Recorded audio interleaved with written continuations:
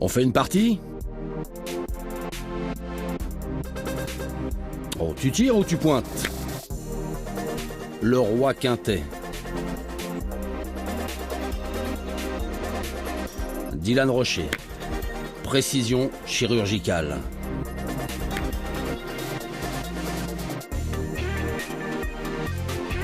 Anna Maillard. Talent. Sagesse.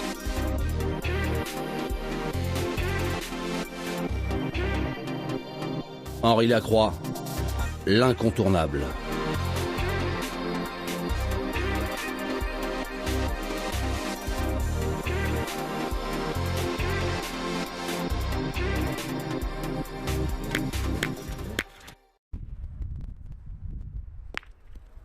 Nous sommes des millions à avoir un jour joué une partie de pétanque en famille, entre amis ou même entre collègues, à la plage, à la campagne ou dans un square de centre-ville.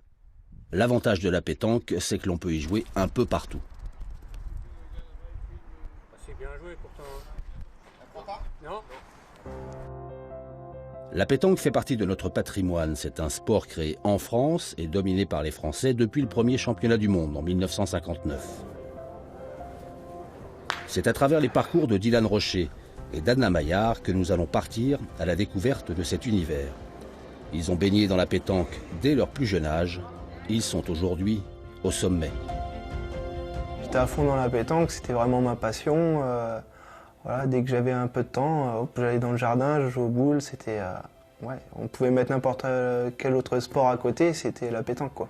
Ça, c'est sûr. Intégrer l'équipe de France, c'était quelque chose de génial. Et puis après, effectivement, le championnat du monde, décrocher ce titre qui n'avait pas été décroché depuis plusieurs années, bon, c'était la joie suprême, on va dire. Anna Maillard, membre de l'équipe de France, sacrée championne du monde en 2017 et championne d'Europe l'année suivante. Dylan Rocher, déjà 5 fois sacré champion du monde, la première fois à 21 ans. Ils sont les nouveaux ambassadeurs de la pétanque française. Ce sport français qui gagne.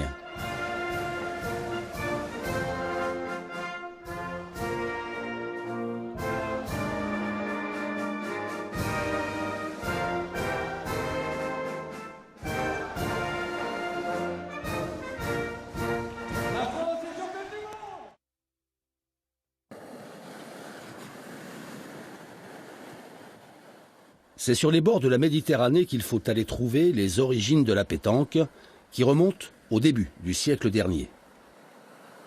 Ça vient du mot pied tanké, pied joint en patois, parce qu'à l'époque la pétanque n'existait pas, et c'est aux environs de, selon les sources, 1907-1908 que on jouait au jeu provençal à cette époque-là, et que la pétanque a été créée par un certain Jules Lenoir, parce que pour des problèmes physiques, le jeu provençal, ça se joue en pointant en équilibre sur un pied. Il faut faire 3 pas pour tirer. À distance, à l'époque, c'était 15-21 mètres.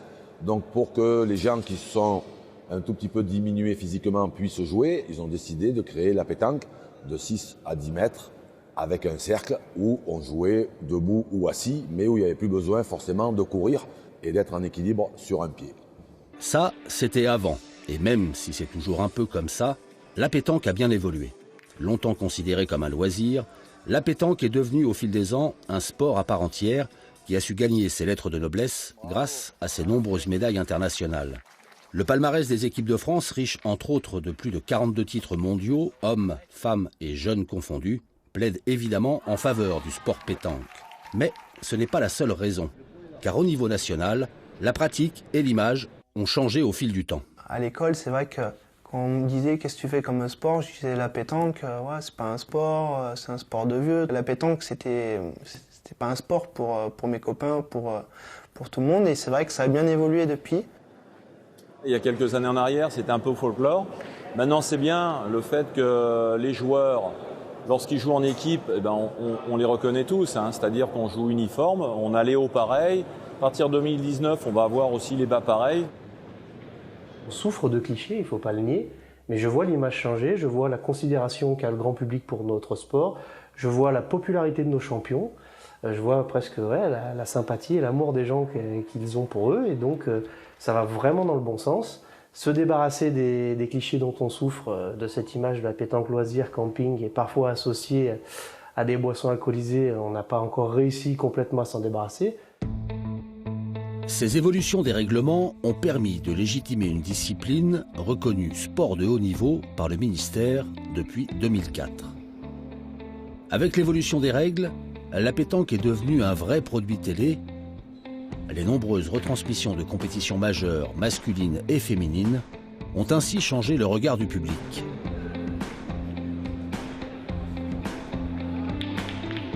Quand on passe à la télé, on est vu par tout le monde maintenant, parce que la pétanque, c'est quand même, je parle pour la France, moi je suis belge, mais je parle pour la France, c'est quand même un sport national. Et on est vu par beaucoup de gens, on a quand même, on est reconnu un peu partout. Maintenant, je prends un avion, je prends un train, on est reconnu en tant que champion. Donc il y a une grosse évolution au niveau de la médiatisation.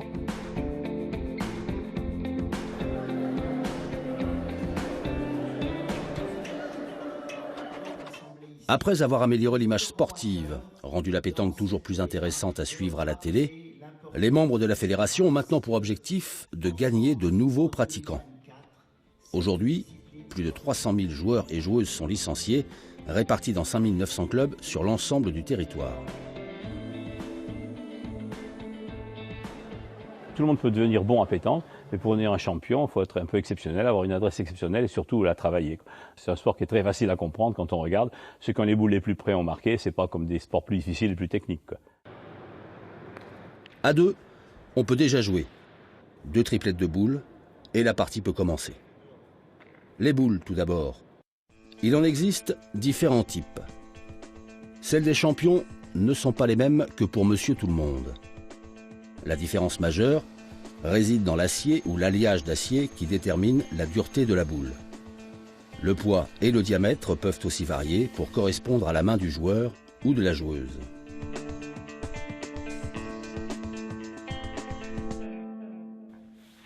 Les joueurs maintenant. Et là, c'est la magie de la pétanque. Tout le monde peut jouer avec tout le monde. Ça commence souvent, bien entendu, en famille. J'ai mon père avec ma mère qui joue à la pétanque et tout petit j'ai voulu faire pareil. Et bon, j'ai commencé à prendre mes premières boules, à les imiter et c'est comme ça que je suis arrivé à la pétanque. Le père il est fort et joue bouchon. Non, le père il fait ciseaux. Ciseaux carreaux, c'est égalité. C'est vrai que la pétanque c'est une histoire de famille. Mes parents jouaient à la pétanque dans les années 70. Avec mon frère, on suivait avec nos sacoches de boules. On nous prêtait des boules à cette époque-là et on voyait nous que par les boules en fait. On privilégiait la pétanque sur les autres sports. C'est vrai qu'au départ, il m'a donné quelques conseils, comment me positionner au niveau des pieds, des doigts. Mais bon, après, ça s'est fait naturellement, on va dire. Voilà, on a vu que j'étais tout de suite adroit et une fois que j'avais les bonnes bases, c'était parti.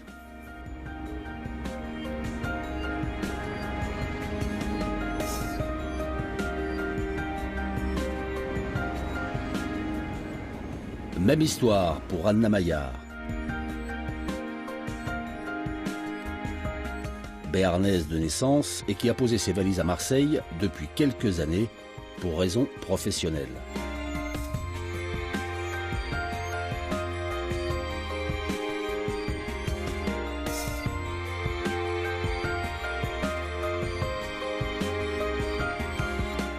Engagée par la fédération comme cadre technique, elle a, elle aussi, jeté ses premières boules assez tôt et en famille.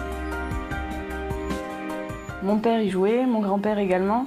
Du coup, ils étaient déjà de ce milieu-là. Et en fait, la passion s'est transmise à l'âge de 11 ans à peu près, où j'ai commencé à jouer en fait avec d'autres jeunes, dans une école de pétanque que mon père avait créée du coup parce qu'il n'y avait pas forcément d'autres jeunes. Donc voilà comment ça s'est passé le début. Grâce à son travail, elle baigne dans sa passion au quotidien. Joueuse complète, Anna Maillard a la chance de pouvoir s'entraîner dès qu'elle le peut.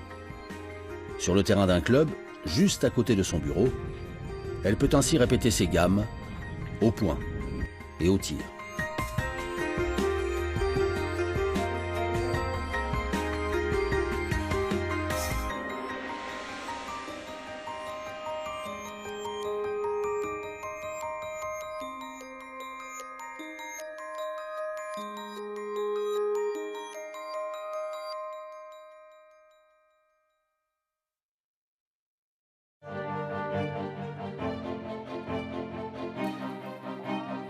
En compétition, il existe plusieurs catégories d'opposition. En tête-à-tête, et cela implique de savoir pointer et tirer. En doublette, avec un tireur et un pointeur. Et en triplette, un pointeur, un milieu, joueur capable de tout faire, et un tireur.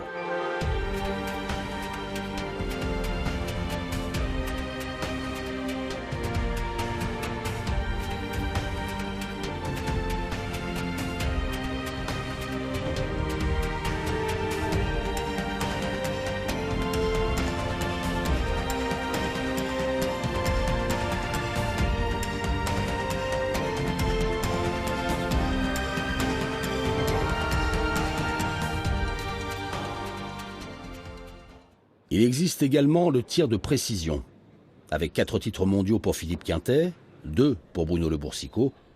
Cet exercice où les Français excellent est devenu le jardin de Dylan Rocher. Le roi du tir, le roi de la précision. 5 ateliers. Tirer une boule seule. Tirer une boule derrière le but. Tirer entre 2 boules. Tirer à la sautée.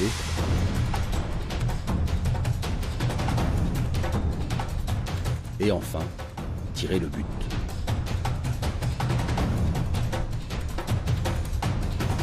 Petite leçon maintenant avec le maître. Donc voilà, les bonnes bases pour être un bon pétanqueur, c'est d'avoir d'abord le pied d'appui devant, de façon à ce que quand on commence à faire le geste, hop, on puisse prendre une petite impulsion pour donner de la force au bras en fait, et pour donner de la hauteur. Au niveau de la tenue de main, il faut l'avoir la boule bien au milieu de la main, comme ça, dans le creux, bien refermée, et jouer sous main. Voilà. Hop, comme ça, du bout des doigts. Tac. On peut très bien s'accroupir, pareil, le pied d'appui devant. Et puis, faut toujours être synchro en fait. Toujours, hop, quand il y a le bras qui part, le corps il suit par la suite. Voilà. Donc le tir, hop, pareil, ça va. Et au moment que j'ai jeté la boule, je vais donner la petite impulsion qui va donner la force à ma boule.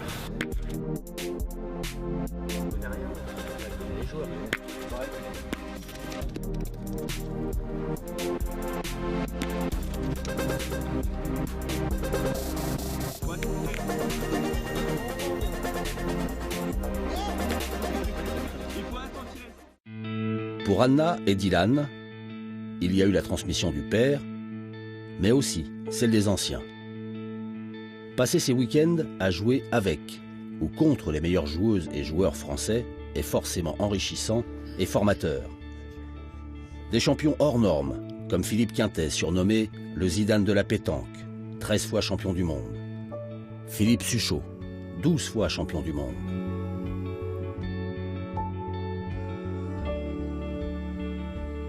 Henri Lacroix, 11 fois. Ces trois-là composaient la Dream Team lorsqu'ils ont remporté 3 fois de suite le championnat du monde au début des années 2000.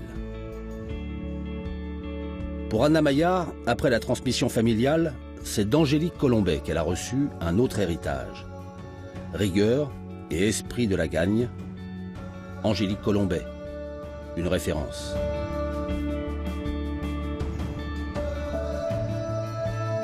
Anna, Angélique et leurs copines de l'équipe de France sont aujourd'hui au sommet. Championne du monde en 2017, puis le titre européen en 2018. 2018, qui restera une année exceptionnelle pour la pétanque française, avec le titre de champion du monde également chez les hommes. Lors de l'édition précédente, les Malgaches avaient remporté le titre chez eux. La concurrence vient désormais de partout, et les grandes nations de la pétanque sont de plus en plus nombreuses. Les autres pays ont compris plus rapidement que nous, qui avaient du travail à faire, qui avaient de la préparation, qui avaient de la formation, et les pays deviennent très très compétitifs. Ils l'ont très souvent été, mais maintenant ils se font eux-mêmes un peu l'échelle de perroquet, c'est-à-dire qu'en Asie avec la Thaïlande, maintenant en Asie sont aussi dangereuses, le Cambodge, le Laos, le Vietnam, la Malaisie, et en Afrique, bon, les pays traditionnels, Maroc et Tunisie reviennent au premier plan alors qu'ils étaient un peu entrés, et Madagascar est toujours dans le top.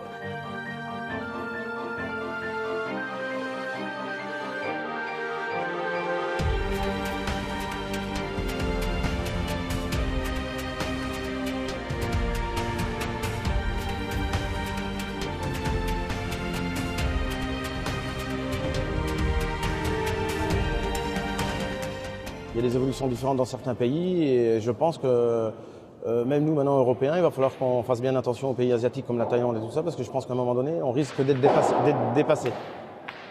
On parle de la Thaïlande, mais il y a le Laos, le Vietnam, ça joue beaucoup.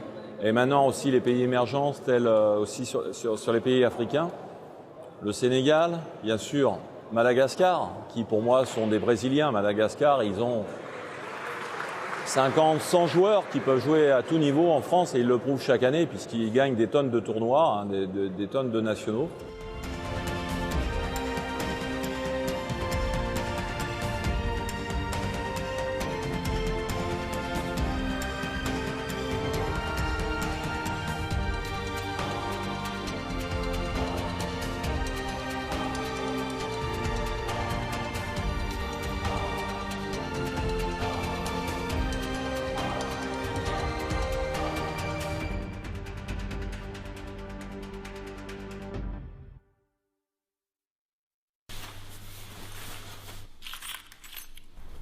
Alors que faire maintenant face à cette nouvelle adversité?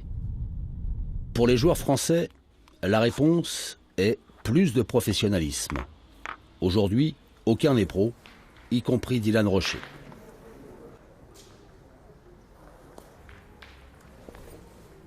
Nous, joueurs de haut niveau, on attend que ça, de pouvoir vivre de notre sport, de faire que de la pétanque tous les jours.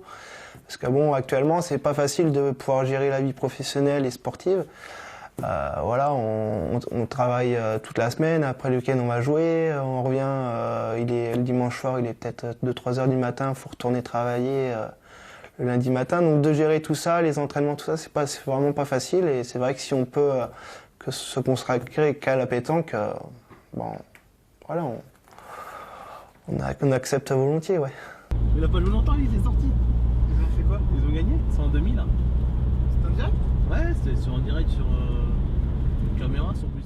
Un joueur français, aujourd'hui, c'est avant tout un roi de la route. 50 000 km par an pour participer aux tournois et concours partout en France. Ce dimanche, à Cannes, Dylan Rocher dispute avec son club un tour de Coupe de France. C'est plus fatigant que les compétitions en fait.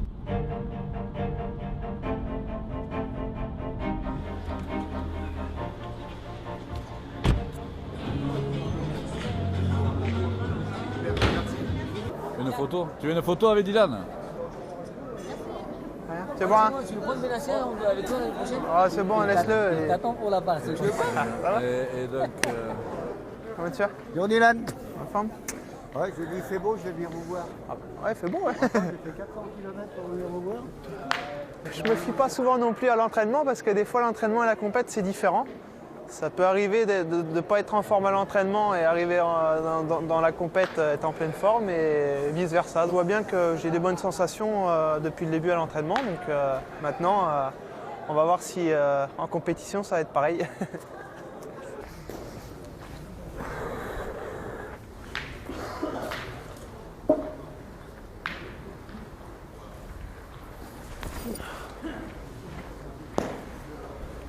Ouais, 2-3 quand même. 2-3. 2. Ça reste quand même un sport, donc on reste convivial, respectueux avec son adversaire, mais tout en jouant pour gagner et en essayant d'avoir une concentration maximum. Une victoire facile ce dimanche et pas de route à faire pour rentrer. Dylan Rocher n'habite pas très loin. Il pourra attaquer sa semaine de travail plus tranquillement le lendemain. On est encore loin du professionnalisme, un petit peu chez les hommes, je pense, où ils commencent un petit peu à en vivre avec des sponsors. Chez les filles, on en est assez loin aujourd'hui. Je le regrette. Je me dis qu'on peut y tendre dans les prochaines années, avec la médiatisation qui se fait de plus en plus importante, avec la reconnaissance du sport pétanque dans le monde entier maintenant. Du coup, je pense que ça peut évoluer à court ou moyen terme. Pour la fédération, plus que la professionnalisation, l'objectif est surtout l'aménagement du temps de travail des joueurs de haut niveau. Pour lutter justement contre cette concurrence qui arrive de plus en plus importante des pays, quelques pays africains et surtout l'Asie, eh bien, c'est de continuer à mettre en avant nos meilleurs sportifs et de les préparer au mieux en mettant par exemple des conventions d'insertion professionnelle qui permettent, en collaboration avec les services jeunesse et sport, de mettre en place, de les libérer pendant du temps de travail, ce qui permet de s'entraîner et de pouvoir jouer régulièrement toute l'année parce que ça leur demande beaucoup de disponibilité. Mais quand on part et qu'on est obligé de prendre des congés sans solde, ça pose des problèmes. Alors que là, avec ces conventions, ils partent, ils n'ont plus qu'à penser à jouer au boule et plus à penser à compenser le salaire qu'ils auraient pu avoir perdu. Autre axe de travail privilégié par les élus, le rajeunissement des pratiquants. Seulement 19% des licenciés sont des jeunes de moins de 20 ans. La fédération s'est rapprochée de l'UNSS pour séduire plus de jeunes. C'est l'une des missions d'Anna Maillard. Le partenariat date de 2015, c'est une convention nationale. Concrètement, en fait, c'est d'aller former en fait les professeurs d'EPS pour qu'ils puissent mettre en place l'activité pétanque dans leurs cours EPS, donc dans l'enseignement scolaire, mais aussi à l'UNSS du coup. Et l'UNSS se rapproche, en fait, c'est un peu la passerelle entre le monde scolaire et le monde fédéral. Il y a un championnat de France qui est organisé, il y a des équipes mixtes, donc en fait, nous, on rebondit sur tous ces atouts pour que ça puisse nous porter des fruits dans le fédéral. Enfin, dernier enjeu majeur pour les dirigeants, féminiser la pratique. Je suis proche d'une collègue qui est aussi sportive au niveau, qui est Anna Maillard, et donc on planche avec elle là-dessus, et il y a beaucoup de choses à faire, et on sait que même si on est en stagnation, on va dire en termes de licences, autour de 300 000 à peu près depuis quelques années, on augmente régulièrement le nombre de licenciées féminines. Donc je pense qu'il est temps en fait de mettre un peu toutes les compétitions et en avant qui pourraient permettre encore le développement de cette tranche, on va dire, de sexe féminin. Plus de conventions d'aménagement du temps de travail, plus de jeunes, plus de féminines. Ce sont les grands chantiers actuels de la fédération pour rester les maîtres du monde de la pétanque. Première bonne nouvelle, Anna Maillard et Dylan Rocher s'occupent eux de la transmission sur le plan familial. Anna Maillard est en couple avec un joueur de pétanque et Dylan Rocher avec une joueuse également. Et chez les Rocher, Maëlie ne devrait pas tarder à jeter ses premières boules.